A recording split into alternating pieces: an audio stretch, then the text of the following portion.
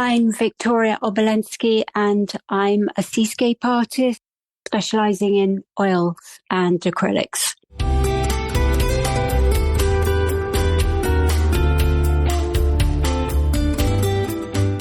Hello, I'm Chris Stafford, and this is Art, the podcast where we get up close and personal with women from around the world of visual arts.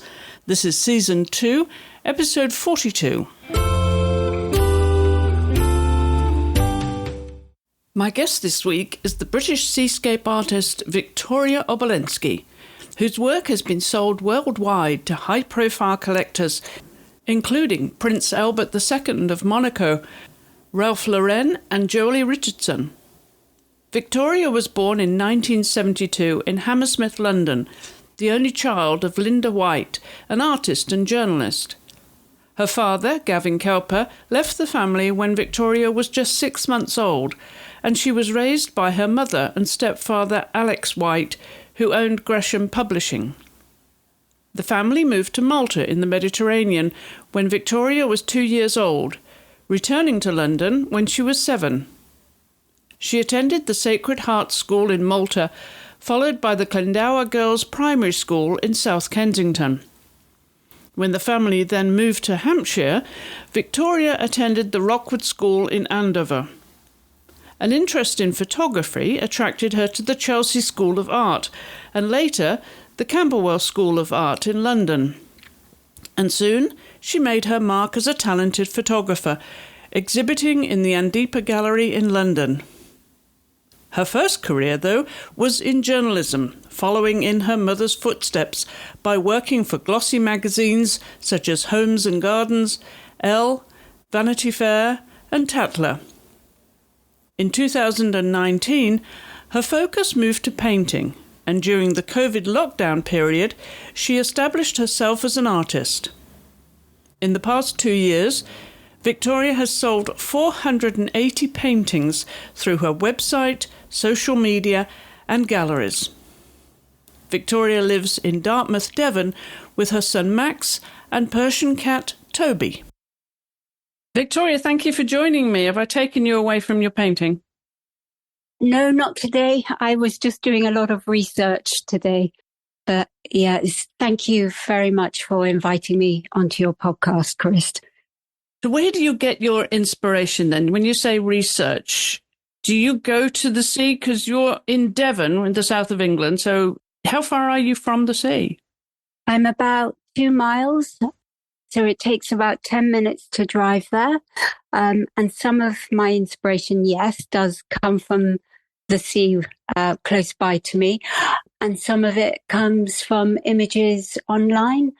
But the photographs that I take of the sea, those tend to be the best paintings that I end up doing, ironically. So you're a photographer as well? I used to be a professional photographer, yes. And I used to specialize in photographing water, mainly reflections and light on water. And I've ended up painting pretty much something very similar. Where does that inspiration come from originally then? Why did you choose that subject? Because it's very extensive what you do. I mean, all types of seascapes, but there must have been an initial catalyst for this. What was it? I think it's been just a love of seeing the sea. Whenever I am close to water, I just feel like I'm at home. It's actually really hard to explain. It's just a really strong feeling of, oh, I'm at home. It's such a sense of relief. And more often than not, when I'm photographing it or painting it, it's the same feeling that I encapsulate. So yes, it's really special, really special. So something in the blood, maybe. Yes, probably. And I remember my mother used to love the sound of the waves. She would be hypnotized by the sound of the waves. She'd sit there for hours listening to the waves. So there must be something magical in the water, as you say, something in the water. And it makes me wonder if your horoscope, if you're a water sign. When were you born? I was born in January, so I'm the water carrier, which is Aquarius. But actually it's an air sign, I believe, even though the symbol is carrying water. So yes. So which horoscope is that then? Aquarius? Oh, you're Aquarius. Okay. Yes, Aquarius, yeah. Do you believe in that? Yes, to a certain degree.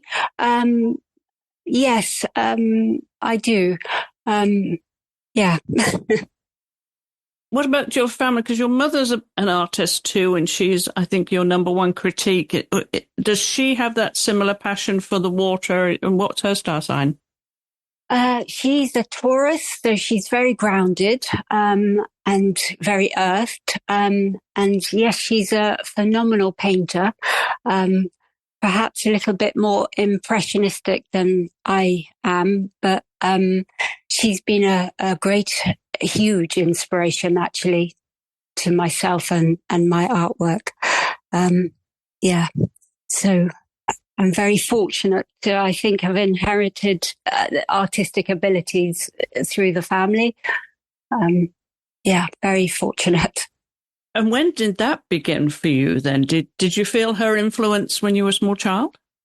I think I remember at the age of 6, we used to live in Malta, in the Mediterranean. And we were very lucky that we lived by the sea then. And I think that's where my love of water started. But I feel that then I remember thinking, I just want to draw and I just want to be an artist. But it wasn't until much later in life that I actually had the courage to fulfill that dream. I think, if I'm honest, when I was, in my 20s, I thought, well, I have to do a profession like everybody else and do something normal, in inverted commas. I can't possibly be an artist. So I went down that route, and I didn't really enjoy it that much. And then I went to art college in my early 20s when I specialised in illustration. And then I went on to Camberwell Art College and I studied graphic design.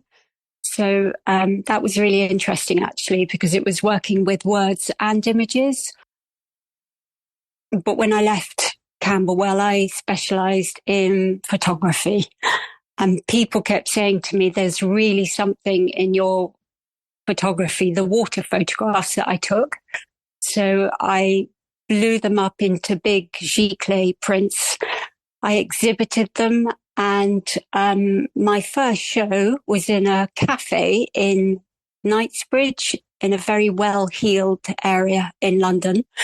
I invited all these people and the owner of the Andipa Gallery, thinking nothing much was going to happen.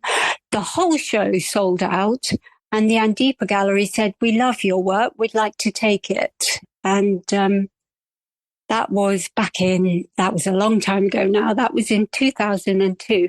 But that's where my artistic career really started to take off. Yeah, and it's been an incredible journey since then. Really has. How fabulous, though, getting that kind of recognition, Yeah, it was very unsought for. And then when we had a show at the Andipa Gallery at that point was exhibiting Greek icons. They now exhibit Banksy and Damien Hirst, and very high-end limited edition prints. But he was working with me back in 2002. We had a couple of exhibitions, and it was hugely successful. I was really, really fortunate. But that was photography, not art. That was the photographs of water. And at that time, photography wasn't what it is now. I used to shoot everything on a film camera, and I never enhanced the photos in any way. They were natural, exactly as I'd taken them, and people couldn't believe it. So, yeah. So what were you using then? If 35mm, what camera were you using? Just a 35mm Canon EOS. Yeah, I think it was a 5D. Not D, that's digital. But it was just something very basic. It was so long ago now, I can't remember. And these were transparencies? Yeah, basically. And I worked with a wonderful printer in the East End of London who used to blow them up to the most phenomenal size. And people always used to say, oh, your photographs look like paintings. And the irony of it now is my artwork, a lot of people say, oh, it looks like a photograph. So, it's flipped the other way. Firmly put your stamp on it then, haven't you? I mean, it was always meant to be by the sounds of things. Perhaps. And when my artistic career started in 2002, it was literally like I was just being carried. I didn't have to force anything. It was, as you say, it was like divine intervention just picked me up and said, right, you need to be here, you need to go here, and you need to do this.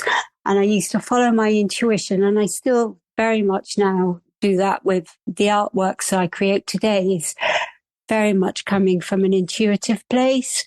It's a very spiritual journey being an artist. I think, you also have to be a businesswoman as well. But if that gets in the way of the intuition, then it's personally, I don't feel that it works. Yes, it's really important to stay true to myself in what I create. Yeah. Well, it obviously has worked for you all these years. And I'm curious, I want to go back to Malta because I know you were born in London, Queen Charlotte's Hospital in London. Yeah. You're a London girl through and through. But some time in Malta then, what led you there? I was only 2 when my parents, my mother and my stepfather moved to Malta, and we stayed there until I was 7. And my stepfather was the head of a company called Gresham, which in the 70s was a large publishing company. We stayed there for 7 years, and then we returned to London. What were your memories then as a child? It sounds idyllic growing up in those early years on the island of Malta. A constant holiday, I would imagine. It was to a certain degree. I had to go to school, unfortunately. It was a Catholic girls' school, which was interesting. And I had to learn how to speak Maltese, which was incredibly challenging. And I was one of the only English girls that was there. But on the whole, it was invigorating. And most of the time, I'd spend my days in the swimming pool, and I had so much space and so much freedom. And it was incredible, absolutely amazing. It was challenging when we left Malta because we came to London and we lived in a much smaller place. And it was, for a child, I think, a bit of a shock, going from all that heat, warmth and sunshine and the swimming pool to living in a much smaller home in the heart of London. And it was an adjustment, but it was okay. It's part of the changes of growing up. And you're the only child, Victoria, so you obviously had your parents' fullest attention. You said you were raised for the most part by your stepfather, Alex, and your father, Gavin. Did he not feature in your early life then? No, Gavin left when I was a baby, when I was about 6 months old. So I never actually met him until I was 28. Gavin, my real father, I sadly didn't ever really know. And he passed away in 2017. But my stepfather was a fantastic father. And, I'm very grateful. And your relationship with your biological father then was very brief, I would assume, if you didn't meet him till you were 28. It was very brief. And when I met him when I was 28, he lived in Portugal. So I would meet him a couple of times, but it was just a little peculiar. And people always used to say to me, oh my goodness, not having known your father, that must have really affected you. I think maybe subconsciously it did, but I think when you don't know anything else, it is what it is. And you dealt a set of cards in life and you just have to make the most of it, if that makes sense. Well, it sounds as if the parenting, as far as your male figure was concerned, was made up for by your stepfather, Alex White. Yes. And so he was the acting father, shall we say? Yes, he was a fantastic man and a great role model. And he died in 2016. And that was, terribly sad. But, we knew he was going to pass because he was so unwell. So yeah, both men dying very close to each other had a huge impact on me. And actually, after they passed away, that's when I started painting. I think I found initially painting was like a therapy for me because I had to stay in the moment. I had to focus on what I was creating and everything just else didn't matter.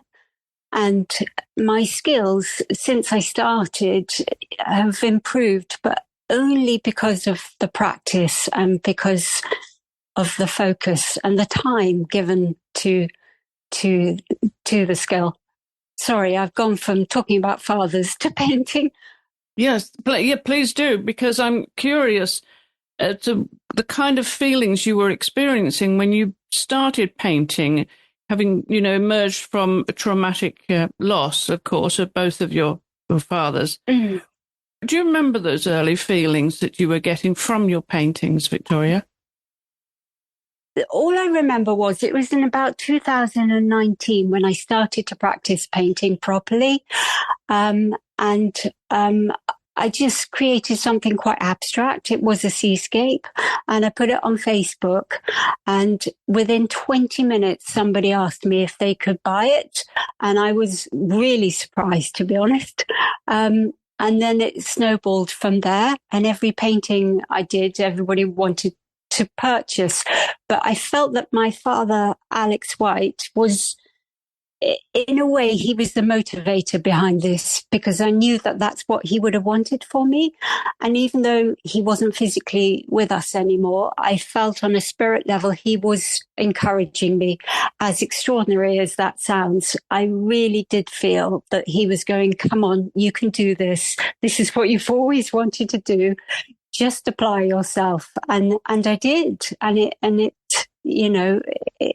happened. And each painting evolved from there. And then when we had lockdown, ironically, that was the making of the art because I had the time and space to paint like I'd never had before. Because prior to that, I was teaching art face to face. In the lockdown, of course, we couldn't do that. So I just sat at home painting every day. Well, meanwhile, your mother, Linda White, she has always been an artist too. So she must have been very excited when you turned your hand to the artwork and really focused on it. Yep, she was delighted. And, she's always been somebody who I've asked her opinion of whether or not she thinks anything is good enough or not. And she's been incredibly helpful. She'll say, maybe the clouds are too much or maybe a bit too much paint, take it down. She's been very helpful. And I've always said to her, please tell me the truth. Don't just say it's lovely because you want to please me. So she's been fabulous in that respect. Really fabulous. And how old's your mum now? She is 79 and she can't believe it. She looks much younger. And yeah, she's obviously retired. But you followed her into publishing as well. So publishing runs through the veins, doesn't it? Because you took off initially into a career in journalism. Yes. Well, my mum was a sub-editor for Woman's Own. And when I was 17, my first job was, and I was an A-level trainee for a magazine called Homes and Gardens. And I was working on the marketing and publishing side. So that meant attracting sponsors to the publication, dealing with cover mounts. Nothing was digitalized in those days. So it was all print exclusively. And from there, I left IPC magazines. I went to work at EMAP and worked for Elle. And then I left EMAP and I worked at Condé Nast and I worked on Tatler, GQ and Vanity Fair. And then that's when I started to do an art degree at the same time. So I worked part-time at those publications. And then I also did an art degree at the same time. And they're all high-end glossy magazines that you've just named. So you were really at the high end of publishing, of, glossy publishing. Yeah, it was an incredible world at that time. It really was. This was like 1999, 2000 time. Yeah, it was amazing, extraordinary working there. And I only left to pursue the photography at that time. Had the photography not been so successful, I would have perhaps stayed in publishing. But now I know it's an incredibly different world to what it was then. A lot of it is online. And I think if I had to market and promote online publications, I wouldn't have a clue. Yeah, very, very different world now, of course, or completely digitalized. Yeah. It's just not the environment. I mean, just not the economic environment either. I mean, this today as it was back then. And then it turned the corner, of course, when it went digital and so many were under threat. But IPC, of course, were a major publishing house. I don't know if they still are in London, but they had so many publications under their roof. Yes, that's right. I worked at a King's Reach Tower, which was based in Stamford Street in London. Yeah, yes. I know it well. Well, I know it because I used to report for the magazine Horse and Hound and Eventing magazine, and they were all housed at IPC. Yeah, all owned by IPC. Yes, that's right. Yeah. Taking me back here, Victoria, as well. But I want to go back a step further to your college days, your school days. I want to find out what the student Victoria was like. Were you a good scholar? Oh, goodness me. Sometimes I was and sometimes I wasn't. When I was, I think about 13, I went to a school called Rookwood in Andover, Hampshire. It was a girls' school and I did go through a rather rebellious phase, actually, and I got pulled up quite heavily for that. And after that, I focused and I really cleaned up my act and stopped misbehaving. So, yeah, to this day, I can't remember what I did wrong, but clearly something. I can't imagine you being rebellious, Victoria. I want to know what you were up to then in the girls' schools. Probably it was very strict. So things like not having my clothes named would be a problem. No labels on them, not doing homework on time, running through the corridor, all of those things. You know, if I could get away with I would try. And then when I got pulled in by the headmistress, she said, Victoria, you've really got to pull your socks up. And I was terrified. And thereafter I did. And I was the golden girl and I did everything as I was supposed to. It was, you know, literally going from being a rebel to going the other way and being incredibly good. I love it. That's a great story. Yeah. Life in a girls' school. What subjects were catching your attention then? And were you a hockey girl? I can imagine you playing hockey. Yes, I loved hockey. Sports was my thing big time. I loved sports. I was the head sports girl. And I used to play a lot of tennis and swimming was my big thing. And art, of course. I loved art. but I do remember painting some very disturbing images at around 14.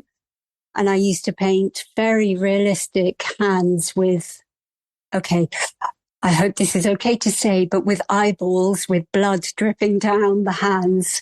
And Parents' Day came along and the parents were so shocked. They asked the school to take them down, even though aesthetically the images were perfect. Everybody kept saying, this is really disturbing. We don't want to look at this. So, I was making a small mark on the art world even then, but, in a very teenager-ish way, I think. Teenagers are probably really drawn to creating images like that. I can imagine, though, with your mother being an artist and you having grown up in and spent time in London, that you had access and she would have taken you to a lot of the galleries and museums. I'm honest, no. She was always working really hard. And when we were living, we left London after living in Malta, and we lived in Hampshire, and there weren't that many galleries there in the area that I was brought up in. So sadly not, actually.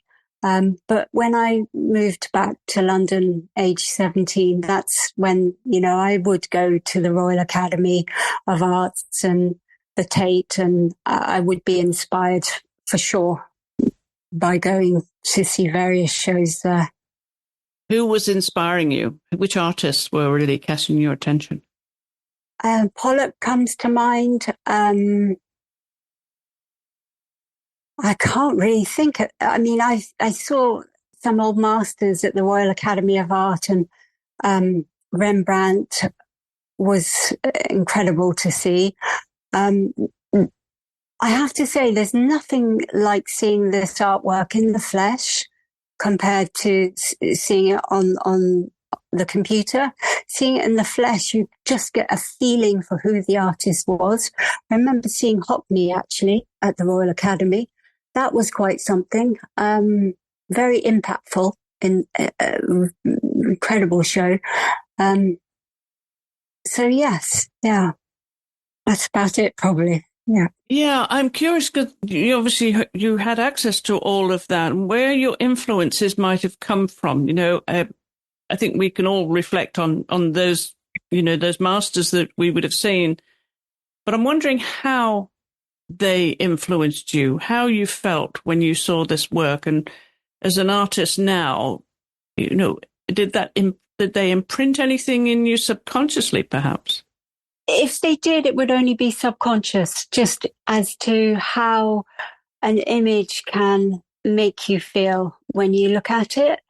A lot of people online say to me that my work is very emotive and it makes them feel usually very peaceful.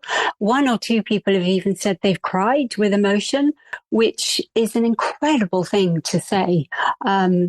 If I've managed to move somebody to that extent, it's like, wow. To be honest, I don't actually feel that that's me. I feel that that is a divine intervention, higher power, whatever you want to call it, that created us. That's working through the paintings, bringing some sense of calm to people. So when I would have gone to shows in the past in London, yes, subconsciously, the effect that those paintings would have had on me. Rothko is another one that comes to mind because they are huge paintings. And on that scale, they have a profound effect, and even sometimes not positive. They can make you feel really sad or really angry. But if an artist is able to do that, I think that's, quite an exceptional piece of work. So yes.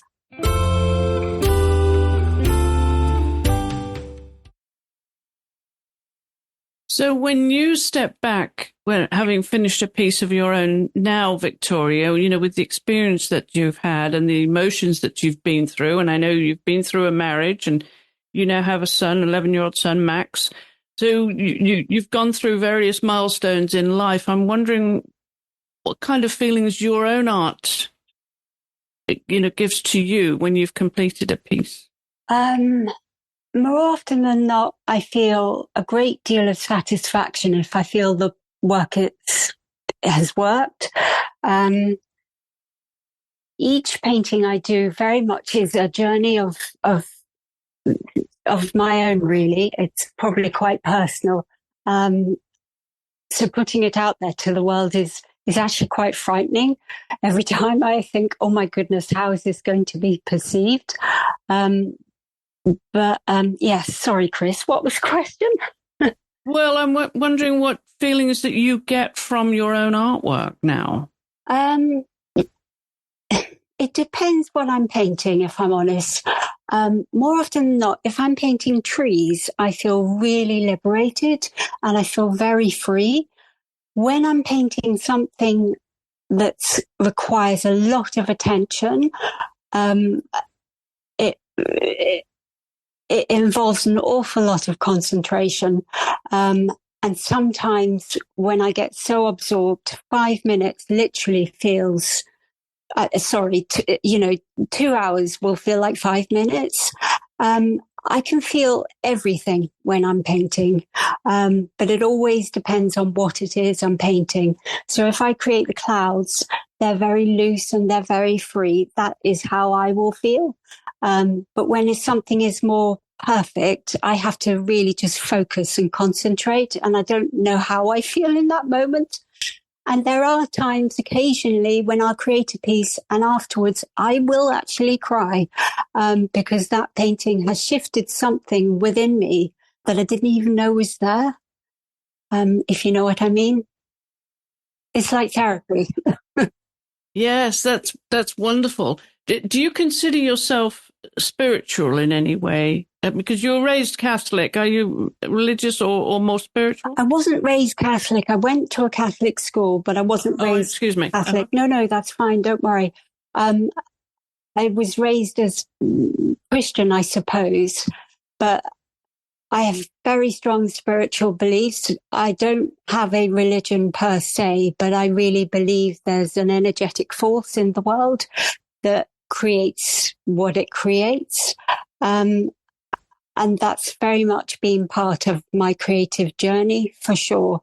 I mean, before I had my son, I used to meditate every day for 20 minutes, morning and evening. Unfortunately, I've got out of the practice, which I'd love to start getting back into that.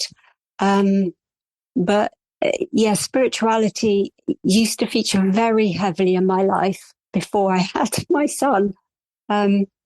And now I'm a lot more practical, but I'm aware of things on a spiritual level as well.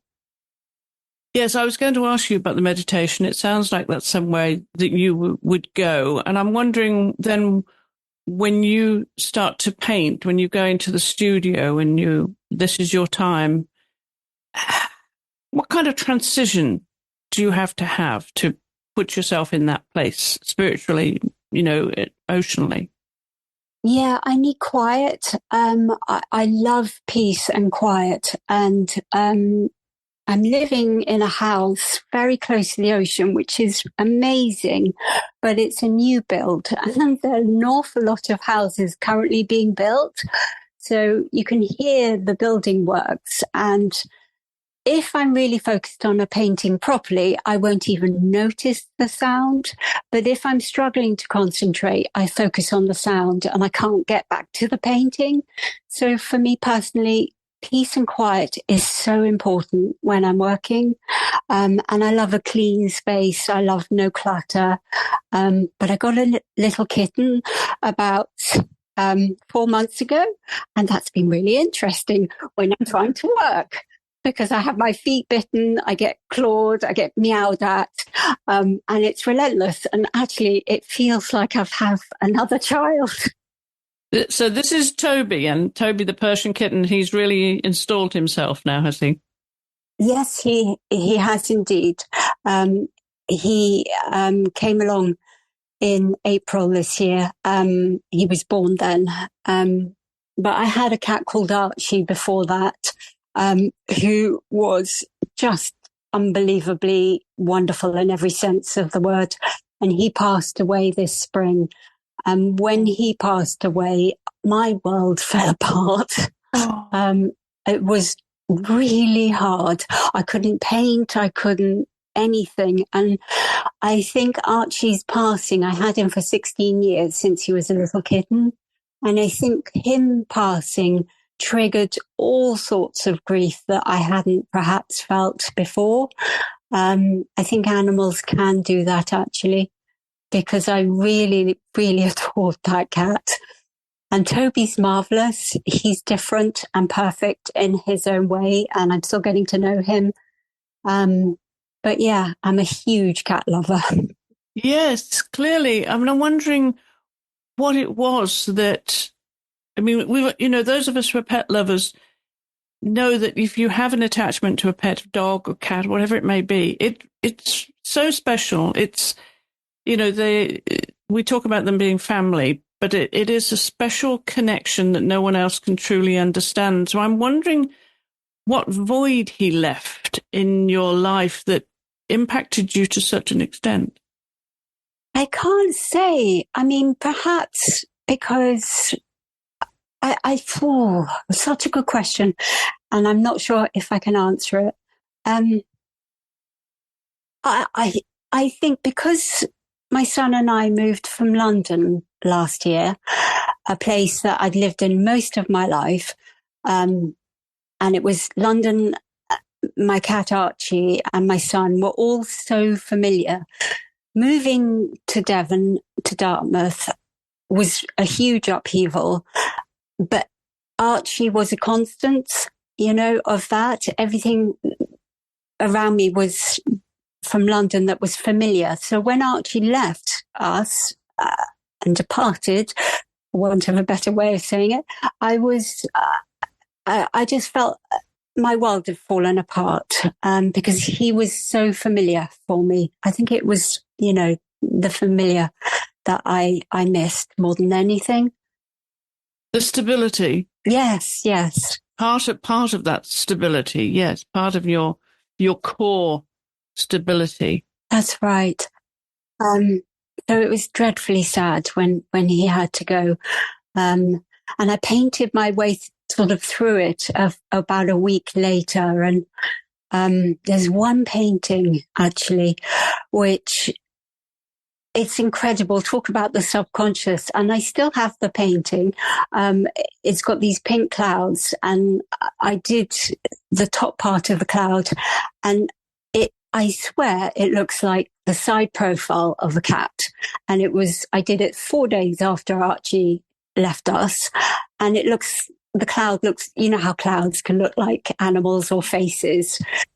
There is a cat in this cloud, and it's incredible. And I don't feel that I did that. I was part of that painting, but that I couldn't have said, right, that's going to look like a cat. It just happened. And then when my son came home from school, he said, Mummy, that looks like Archie. You've got to keep that painting. So, yeah. So art really helped you then through this somewhat traumatic stage, with the move and the loss of your cat. Yeah, I mean, art has helped me through everything. It really, really has. Yeah. It's been a miracle. I don't know where I'd be without the paintings. I have no idea. It's been an incredible journey. It really has. And yes, it's helped me with every aspect of life, for sure. Well, I'm wondering then, Victoria, if you have obviously the emotional connection to a piece of art, unless it's commissioned, do you feel so attached to it that you don't want to sell it? I used to feel like that. I don't feel like that anymore. I mean, the one with the pink clouds, which reminds me of Archie, my cat, if that one were to sell, I think I would feel a bit sad letting it go, but I would be prepared to let it go. Because I really believe art is for everybody. And I think it's really important not to hold on. It's a letting go process, letting other people enjoy it. And I've created something like 480 paintings in the last couple of years. of which most have sold. I've got about 6 at the moment. And the joy that I get from selling them is the fact that other people can receive the beauty of whatever it is that's coming through from that painting. And it's such an honor. And I feel so humbled, to be honest, knowing that people are getting joy and beauty from the work. And I'm interested also, with this spiritual journey that you've had, and clearly you're very sensitive to the emotions that art has given you, and animals too, both your cats. But with being a parent and now a single parent, raising a young boy, how do you think that has changed you, Victoria, being a parent? I think being a parent, as any parent will probably say, has been incredibly challenging, but it's been amazing as well. Having Max, as he's called, has changed my life beyond all recognition. I've had to grow up a lot. I've had to take responsibility. I've had to just get on with it. And I think it changes you being a parent in ways that you'll never imagine when you're pregnant. Nobody can actually tell you what it's going to be like until you have that first-hand experience. I'm sad that I never had another child. I don't believe I will ever have another child now. But it is what it is, it's what was meant to be, and I'm okay with that. What would you say are the biggest challenges? Because he's 11 years old. That's a hard time, and he's going into his teenage years. It's going to be a challenging few years ahead. But what do you think is most challenging to you now? I think for me to stay grounded, whatever he is going through, and to be firm but kind. I'm not a particularly strict parent, and I give him a degree of freedom. So, what can I do as a parent? Be there for him, be present emotionally, physically, and support him in what he's about to go through. Because he's a very strong character, incredibly strong, incredibly bright, and very, very handsome. And he's got his whole life in front of him. And it's a completely different world to what it is when I was growing up at his age. They have such a different experience, but, consistency is key and the most important thing. And that's, what I aim to give him. And as for the teenage years, he's about to turn 12 in 2 days' time. So I feel sad because he's not a little boy anymore. And I'm sure all parents feel like that when their children start growing into young adults. I will meet each challenge as it comes. It'll be interesting to see what the artwork is that I reflect in the next couple of years. Yes, that will be interesting too. Does he have any interest in art? He's a brilliant artist, actually. He's very, very good. He leans more towards architecture. He's very good at creating perfect looking buildings. So yes, he's really interested in art. And unless he becomes a YouTuber, he's going to work in architecture as it stands at the moment, but that may be subject to change, as with all young people's dreams. Absolutely. And I'm wondering if you do the art together or what other activities you might enjoy doing together. We do some art together. Very often when I'm painting, if he sometimes sit at the table with me and he'll do something of his own. And actually when he's doing that, it's wonderful. It's a lovely connection. It really is. So we do a lot of art together. Perhaps not as much now as it used to be, but that's probably his age. And I think sometimes he does feel quite inspired by my work, which is amazing. I couldn't really ask for more. That's lovely. And I understand that he enjoys sailing with his grandparents too. So there's a love of water already. Yes, he's just recently been on a sailing course this summer, and his grandparents have got a boat which is moored. These are his grandparents on his father's side. They live quite close by, and they have a beautiful boat moored in Dartmouth. So he often goes down there on the boat at weekends and takes his friends. And to be honest, compared to West London, you really can't, compare that kind of lifestyle. Shepherd's Bush doesn't quite cut it. No, not quite. I'm going back to your paintings now, because you said 480 paintings that you've produced in the last 2 years. That's incredible production. And there'll be commissions in there. How do you feel about the commissions, and how do you cope with the pressure and timelines, the deadlines for commissions? Commission-wise, I don't do an awful lot. I usually do about maybe 15 a year commissioned work. A lot of the work I'm doing is produced on my own initiative, and I will post it on Instagram and make it available for purchase. So that's why I'm always sourcing new ideas for my own projects. But the commission work tends to be quite large scale. And if I have a couple of commissions on the go at the same time, yes, it is a huge pressure. Actually, the irony of it is I don't actually find creating the piece the pressure. It's the packing up a very large scale painting and getting it sent to places like Kenya or the US and making sure they are packaged so well that they are not going to get damaged. That is what I find the most stress. And nobody sees that. That is just, behind the scenes completely. And I know I could film that and post it as a reel, but I don't know if it's of any of interest to people personally. I don't think it is, but that, the work that goes on behind the scenes is enormous. So yeah, other than just actually painting the paintings themselves, everything else is so much work. And I'm sure there are lots of artists listening to this thinking, oh, yes, I can relate to that, because often we hear about the invoicing, the administration of being an artist is very, very time consuming. How much time would it take up, do you think, compared to how many hours you could spend in the studio in a day?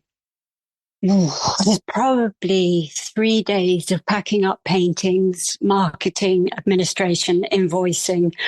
3 days of the week, and if I'm lucky, the rest is spent painting. So yes, I mean, it has come quite close to.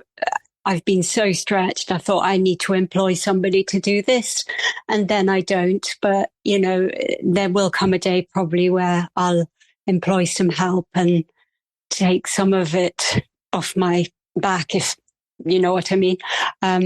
But yes, it's a huge amount of work that goes on behind the scenes. Presumably, your painting takes place when Max is in school, but do you also paint in the evening? I get very tired in the evening because I get up very early. I usually awake at about 7, and mornings is my best time for painting. I'm very my brain works better at that time. And yes, between the hours of 9 and 3:30, I can focus without being interrupted when my son is at school. The summer holidays that have just gone by, that was a harder time to be able to focus and paint because, I needed to ferry children around and entertain and take them to the beach and so yes. And when I keep having to stop a painting, I find it hard to get back into. So, it just all takes longer then. Now, I know we heard you say earlier that you like absolute peace and quiet in the studio. So when do you get a time for music or other things, books or dance or films? Where does that fit in? I love watching films and I love doing yoga, and I love just going by myself to the beach to watch the waves. Usually in the evenings, sometimes if my son is on a play date, I can go and do those things. And if my son is watching his own film, I can watch a film myself. So I just have to sort of fit it in between, everything. There isn't that much time, to be honest, for all of, the luxuries of life in terms of relaxing. But I know how important it is. Otherwise, I wouldn't be able to do everything else. Yes, it's a matter of a balance, isn't it? Especially when you're raising a child. So is cooking important to you? If I'm honest, no. It's just heating it up and off we go. No, I do appreciate that people find cooking really creative. And there are times occasionally where I'll add a few herbs, and I can sort of see why people would get into it, but it's not my thing. The painting is far more me than anything else. Is any of this plein air when you're painting, or is it all in the studio, Victoria? It's all in the studio. Mm-hmm. I have sometimes gone out with a sketchbook just to sketch some ideas, but that's as far as it goes. Taking paints outside is quite a performance, and it's a lot of effort. So because I'm not used to it, I don't do it, and I wholly and utterly respect other artists that do, because it's not easy painting outside. It really isn't. What's your favorite light? The morning light I love, and dusk as well. In between, not so fast. And actually the light is so important when I'm painting, and especially when I'm filming it for a reel. If it's a rainy day, the light can be so dull. It's so hard to paint perhaps as clearly, because I don't like using headlights. I like only using the natural light. And my house faces east, so when the sun comes up in the morning, the whole space is full of light. It's beautiful. It's if anything, it's a bit too bright, Yes, it's quite lovely. Now, you mentioned teaching earlier. Is that still a part of your life, or would you want it to be again? It isn't at the moment. And what I'm doing at the moment is filming courses for everybody to be able to download. So I'm starting it small to start with. So it would be literally, this is how I do clouds, this is how I do a sun, and then graduating to paint an entire painting. But I did used to teach all the time before lockdown, and I loved it, to be honest. I really did enjoy it. And in the last 5 years, since my work's been online, I have taught online, face-to-face, one-on-ones. It's much harder teaching like that because you don't have the hands-on experience of showing them very easily on a Zoom call what it is, to paint or how to paint. But teaching is an incredibly rewarding job, and it's really fulfilling. And to be able to see somebody grow in their art is an incredible experience, actually. It's really humbling. And I've seen people just develop their skills after they've been taught by me, and then they go on to practice themselves and, go on to create incredible pieces of art. So, being a teacher is an amazing profession, and one which I will be doing more of in the future. How would you describe Victoria Obolensky now, the painter, the artist, compared to what you were, say, 5-10 years ago even? And how how you feel as a person, how it's affected you, what it's made you become. I'm much more grounded as a result of my work. And I feel incredibly humbled, and incredibly grateful. And 10 years ago, I think my son was 1. And I, at that time, was still doing a bit of photography and teaching a bit of art. And I had no idea I could actually, at that time, become a full-time artist, none whatsoever. And because I was so involved in looking after a newborn child, there was no headspace for anything else. And I think Max, being my son, has given me perhaps also the confidence to do what I do now. And, I'm not saying it's because of him that I paint, but partly it is, if I'm honest, because I had to work from home, and it was much easier to paint and be at home than to do any other job, because any mother who's also a single parent looking after a child will totally understand what that's like, to fit in your working hours around childcare. So the easiest way around that for me was to paint. And for it to have become a success is, to be honest, mind-blowing for me. And I'm beyond grateful. But I have put in a huge amount of work at the same time. But because I love what I do, it's okay to do that. So what are you most looking forward to now? I've been painting on a larger scale this year, and I would like to keep doing that, but to paint bigger, even more larger scale yet. I think to keep inspiring other people is my goal for sure. To keep improving and to keep learning. I'm always learning. I never got it sussed when I'm painting. Every picture brings a new challenge, and every new painting I do is an opportunity for me to learn. And sometimes there was a painting I recently did. It's an orange chair. Oh my goodness. It was so hard to do because there were so many lines in it, and I'm not used to painting lines. I'm used to painting nature, and I'm not sure I'm going to be painting chairs again anytime soon, but it taught me an awful lot. So moving forward in the future is to keep learning, to keep inspiring other people, and to be doing some teaching of art. And finally, where can we find your work apart from online? Are there any shows, exhibitions that you have coming up, Victoria? Not at the moment, actually. No. So watch this space. I am talking to several galleries in Dartmouth.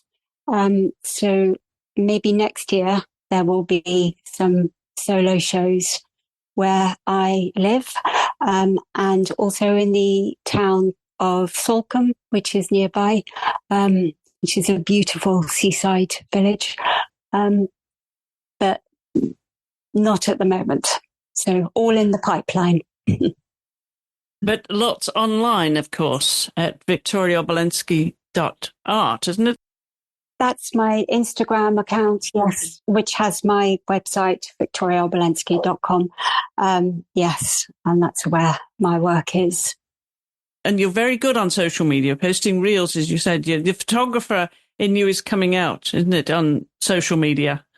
Perhaps it is. I had to learn myself how to do all of that. If you see the reels that I did about 4 years ago, they're perhaps not as professional as they are now, but I literally just taught myself how to do it and how to do the editing, and what the followers like and what they don't like, and not too long and not too short. And, it is a balance. It is finding a balance. Well, it sounds as if you had. It made me think of one final question, Victoria. How would you finish this sentence if you look back on your career? I wish I had. I wish I had painted more when I was younger. You're making up for it now. Yes, definitely. Well, thank you so much for coming on the podcast this week, Victoria, and sharing your journey with us. It's been fun. Thank you. Thank you so much for inviting me. I really appreciate it. Thank you. And if you want to take a moment to immerse yourself in the tranquility of Victoria's seascapes, then hop over to her website. You'll find a link in our show notes to her website and also to social media, as well as our Instagram account. And you can also find our email address there too if you prefer to reach out to us via email. We always love to hear from you. I hope you'll join me next week as we travel down under, when my guest will be the Australian artist Natasha Rushka. Until then, thank you for listening.